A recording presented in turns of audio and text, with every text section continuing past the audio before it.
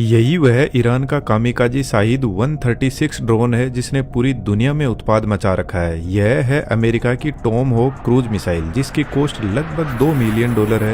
यह रसिया की KH-101 cruise missile है जिसकी कॉस्ट $10 to 13 मिलियन है। और यह ईरान की फतेह 110 मिसाइल है जिसकी कॉस्ट $15,000 से $1 मिलियन के बीच में है। और फिर एंट्री होती है कामिकाजी ड्रोन शाहिद 136 की। यह भी एक तरीके का अटैकिंग वेपन ही है जो मिसाइल कैटेगरी में ही आता है और इसकी प्राइस $10,000 से $20,000 के बीच में है, जो एक कार की प्राइस से भी सस्ता है। और इस ड्रोन टेक्नोलॉजी ने आज के मॉडर्न युग को यह बताया है कि वॉर को एडवांस वेपन के अलावा इकोनॉमिकली भी लड़ा जा सकता है।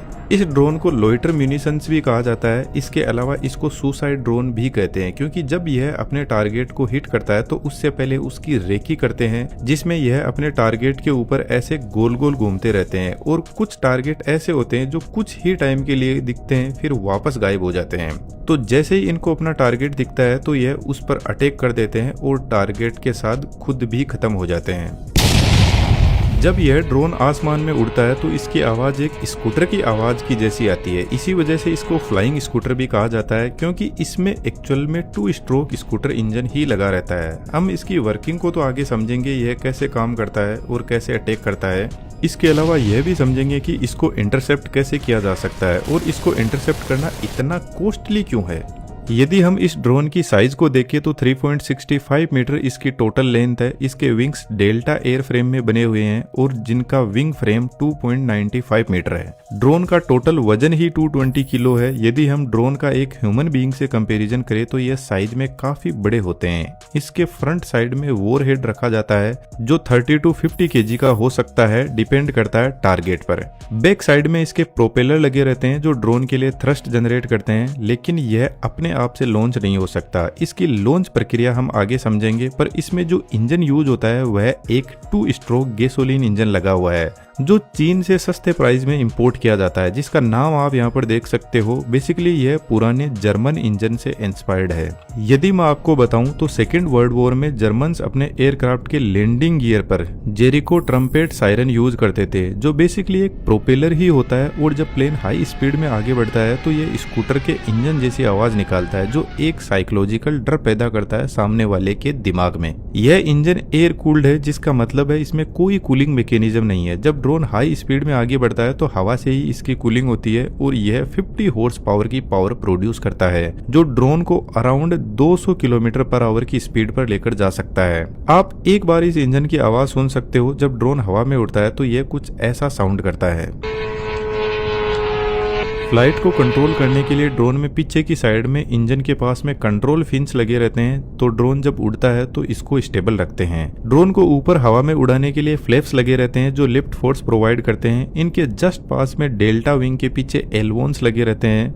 यह बेसिकली ड्रोन को कुछ ऐसे टर्न दिलवाते हैं। इनको सर्वो मोटर की हेल्प से कंट्रोल किया जाता है। ड्रोन के सेंटर पार्ट में इसका कंप्यूटर सिस्टम होता है जो इसकी फ्लाइट को कंट्रोल करता है। साथ में जीपीएस सिस्टम होता है जो सैटेलाइट से कनेक्टेड रहता है, जो ड्रोन को उसकी लोकेशन और पोजीशन बताता रहता है। लेकिन यदि जीपीएस काम ना करे तो आईएनएस सिस्टम होता है जिसमें जायरोस्कोप और एक्सेलेरोमीटर जैसे सेंसर होते हैं जो स्पीड, डायरेक्शन और ड्रोन का मूवमेंट चेक करते रहते हैं। एंटी रेडिएशन सीकर एक ऐसा सेंसर होता है जो इलेक्ट्रोमैग्नेटिक रेडिएशन को डिटेक्ट करता है। जो रडार होते हैं वो कंटिन्यूअसली रडार सिग्नल्स को हवा में ट्रांसमिट करते हैं और यह सेंसर इन सिग्नल्स को चेक करके पता कर सकता है कि यह सिग्नल कौन सी साइड से आ रहे हैं। तो फिर ड्रोन को इस डायरेक्शन में मोड़ दिया जाता है और किसी भी एयर डिफेंस सिस्टम में यदि रडार को डिस्ट्रॉय कर दिया जाए तो फिर डिफेंस सिस्टम ब्लाइंड हो सकता है। अब बात करते हैं ड्रोन लॉन्च कैसे होता है, क्योंकि इन ड्रोन्स को लॉन्चर की नीड होती है। यह अपने आप से लॉन्च नहीं हो सकते। इनके नीचे की साइड में रॉकेट बूस्टर लगा रहता है।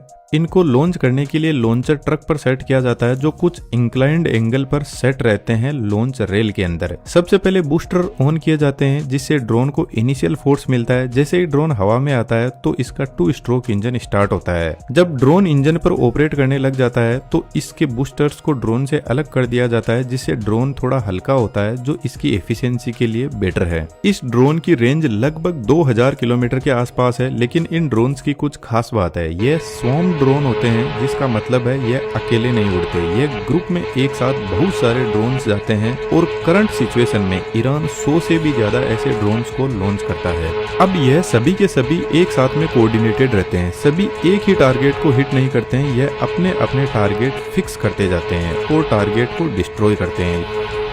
लेकिन यह ज्यादा हाइट पर फ्लाई नहीं करते हैं, ग्राउंड के बहुत पास में उड़ते हैं, इसलिए इनको इंटरसेप्ट करना भी काफी मुश्किल होता है। लेकिन आज के मॉडर्न टाइम में टेक्नोलॉजी अवेलेबल है जो इनको डिस्ट्रॉय टेक्नोलॉजिकल रूप में तो कर सकती है, लेकिन इकोनॉमिकली इनको डिस्ट्रॉय करना बहुत ही महंगा पड़ता है। किसी भी देश के एयर डिफेंस सिस्टम में सिक्योरिटी की 3 लेयर होती है। लेयर 1 जिसमें सरफेस टू एयर मिसाइल होती है, जैसे बात करें इजराइल के आयरन डोम सिस्टम या फिर इंडिया के आकाश एयर डिफेंस सिस्टम की। इस सिस्टम के पास में अपना खुद का रडार होता है, रडार टारगेट को डिटेक्ट करता है, फिर कंट्रोल सिस्टम को भेजता है। कंट्रोल सिस्टम बैटरी सिस्टम से कनेक्टेड होता है, जिसके अंदर इंटरसेप्टर मिसाइल्स लगे रहते हैं और यही कंट्रोल सिस्टम इन मिसाइल्स को लॉन्च करता है।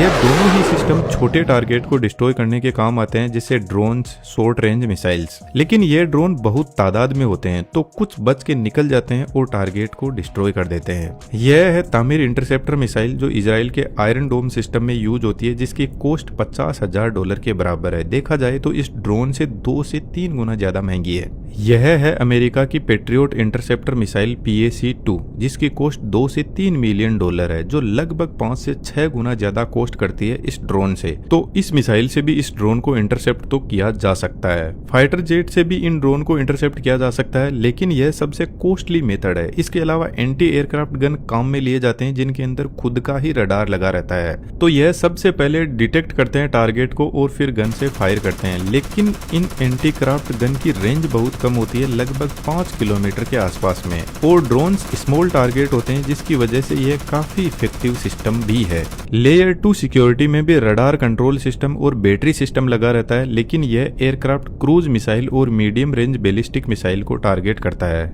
इजराइल इस लेयर में डेविड स्लिंज सिस्टम यूज करता है और इंडिया बारक 8। लेकिन लेयर 3 सिक्योरिटी और भी ज्यादा बड़ी होती है, जो लॉन्ग रेंज बैलिस्टिक मिसाइल को इंटरसेप्ट करता है। यह बेसिकली स्पेस के अंदर ही मिसाइल्स को इंटरसेप्ट करता है। इजराइल इस लेयर में एरो 3 और इंडिया S-400 सिस्टम यूज करता है।